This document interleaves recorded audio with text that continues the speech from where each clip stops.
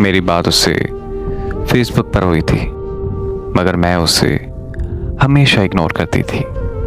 मेरा बड़ा भाई फेसबुक के बहुत खिलाफ था, तो इसलिए मैं फेसबुक बहुत कम इस्तेमाल करती थी। उसने मुझे बहुत फोर्स किया कि मेरी दोस्त बन जाओ, सिर्फ दोस्त, इससे आगे कुछ नहीं। मैं उससे बहुत कम बात करती थी, पर उसका इतना अच्छे से मेरे साथ पेश आना मुझे बहुत मुतासिर करता। फिर बात गहरी दोस्ती पर पहुंच गई। मैं लड़की होकर भी सब कुछ सच बोलती, मगर उसने कभी सच बोला ही नहीं था। इतनी इज्जत कोई मर्द किसी औरत को नहीं दे सकता जितनी इज्जत उस लड़के ने मुझे दी। हमारी बात होते होते फेसबुक से व्हाट्सएप पर पहुंच गई।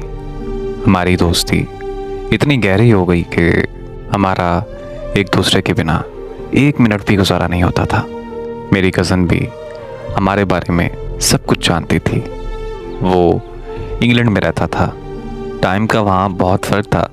वो अपने बिस्तर से बाद में उठता था, पहले मुझे मैसेज करता था, फिर नाश्ता बनाते बनाते काम पे जाते हुए भी बात करना, क्योंकि काम के दौरान कॉल पर बात करना उसके लिए बहुत मुश्किल होता था। फिर रमज़ान आ गया। उसने मुझे कहना कि नमाज पढ़ा करो, रोज़ा रखा करो। मुझे तो काम की वजह से टाइम नहीं मिलता। मुझे उसकी ये बातें उसका दीवाना बना गई थी। जब जुम्मे का दिन आता तो उसने मुझे कहना कि चलो शाबाश उठो, जल्दी से जुम्मे की नमाज़ पढ़ के मुझे मैसेज करो। उसे मेरी आंखें बहुत पसंद थीं। वो हमेशा मेरी आंखों की तारीफ़ करता रहता था। माह रमज़ान गुज़रा तो ईद आई, और ईद के रोज़ उसने मुझे थोड़ी सी लेट कॉल की। कहता कि नमाज़ पढ़ी, फिर दोस्त नाराज़ थे तो उनके पास चला गया। पहले तो मैं बहुत नाराज़ हुई उससे, लेकिन फिर ईद का दिन था तो इस वजह से मैं जल्दी मान गई। मेरा और उसका साथ बहुत अच्छा गुजर रहा था। मैं जब भी नाराज़ हुआ करती थी तो अपना नेट ऑफ कर दिया करती थी।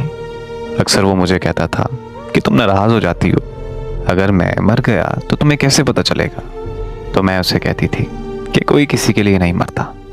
फिर उस सब के बाद मैंने उसे कहा कि छोड़ दो मुझे बेनाम रिश्ते नहीं पसंद। फिर उसने कहा कि मुझे मोहब्बत है तुमसे। फिर वो साथ ही मुझे कहने लगा कि तुम लोग आउट ऑफ कॉस्ट शादी करते हो। मैंने उसे जवाब दिया कि हाँ, हम करते हैं। फिर वो चंद दिन में बदलने लगा। टाइम देना उसने कम कर दिया, और मैं कहती कि मैं तब तक तुम्हारे साथ हूँ जब तक तुम्हें मेरी ज़रूरत है। वो कहता है कि प्यार में ज़रूरत नहीं बल्कि साथ की ज़रूरत होती है। मुझे फिर उसके लफ्ज़ों से इश्क हो जाता था।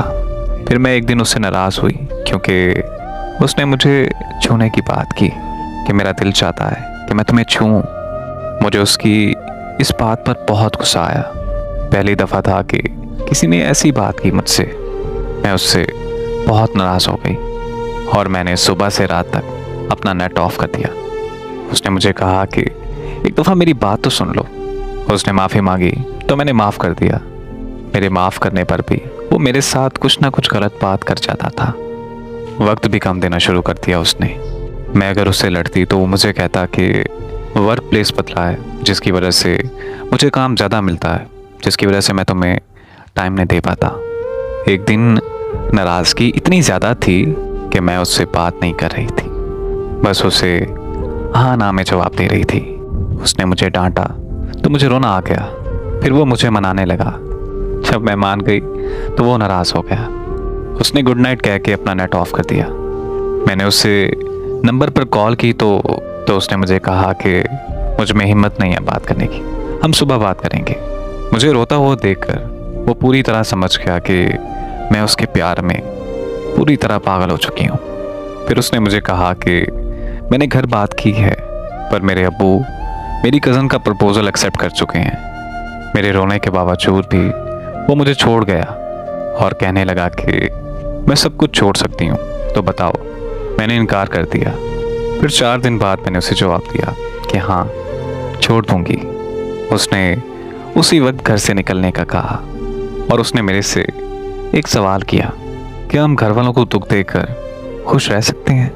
तो वो बहाने बनाने लगा, कहने लगा कि 4 दिन बाद मेरा निकाह है और मेरी लाख मिन्नतों तरलों के बावजूद भी वो लड़का मुझे छोड़ गया। मैंने उसके भाई को देखा हुआ था। मैंने उसके साथ इंस्टा पर राब्ता किया। उसके भाई ने जो बताया वो बिल्कुल उसके बरअक्स था जो वो मुझे बता रहा था कि मेरा 4 दिन बाद निकाह है। उसके भाई ने मुझे बताया कि ऐसी तो कोई बात घर में नहीं हुई और ना ही मेरे भाई का निकाह हो रहा है। जब मैंने उससे राब्ता किया तो मैंने उसे बताया कि मैंने तुम्हारे छोटे भाई से बात की तो उसने तो मुझे बताया कि तुम्हारा कोई निकाह नहीं हो रहा और ना ही तुम्हारे निकाह की बात घर में हुई है। जब मैंने उसे ये सब बताया तो वो साफ मुकर गया और उसने मुझे बुरा भला कहा, मुझे गालियाँ दी और ये सब करने के बाद उसने मुझे ब्लॉक कर दिया। उसकी आईडी भी मेरे पास लॉगिन थी, हत्ता कि उसने वॉइस मैसेज पर भी बात की थी। फिर भी मैंने उससे कहा कि मैं तुम्हें माफ़ करने को तैयार हूँ, मगर वो नहीं माना। उसने अपने दिल पर पत्थर रख लिया था। उसे मेरे रोने पर भी तरस नहीं आ रहा था। मैं उसके आगे रो रो कर भीख मांगती रही पर वो नहीं माना। मैंने उससे एक फेक आईडी बनाकर बात की और उससे सच उगलवाने के लिए मैंने सारी बात झूठ बोली और फिर जब पूछा तो कहने लगा, अगर अब तुमने मेरे किसी भी रिश्तेदार से राब्ता किया तो मैं ये भूल जाऊंगा कि मेरा तुम्हारे साथ रिश्ता क्या था और तुम्हारी जितनी भी तस्वीर हैं वो सारी मैं फेसबुक पर अपलोड कर दूंगा। उसने गुस्से से बोला, क्यों मेरे रिश्तेदारों के सामने, मेरे जानने वालों के सामने मेरी सारी इज्जत खराब कर रही हो। हालांकि उसका वादा ये था, इस जहान तो क्या मैं अगले जहान भी हमेशा तुम्हारा रहूंगा। मगर उसे मेरी हालत पर बिल्कुल तरस नहीं आया। उसने दूसरी बार मुझे गालियां दी, मुझे बुरा भला कहा, मुझे बद किरदार कहा और ये सब कहने के बाद मुझे हर जगह से ब्लॉक कर दिया और यूं ही मुझे लावारिसों की तरह मरने के लिए छोड़ दिया।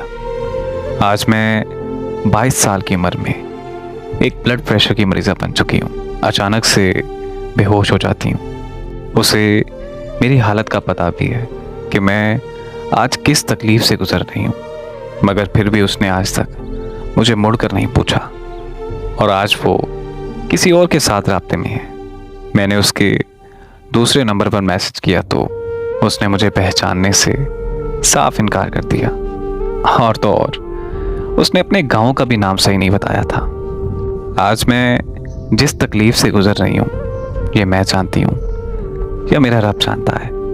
बस अब मैं इंतज़ार में हूँ कि मेरे अल्लाह ने मकाफ़ात अमल भी ऐसे ही लोगों के लिए बनाया है।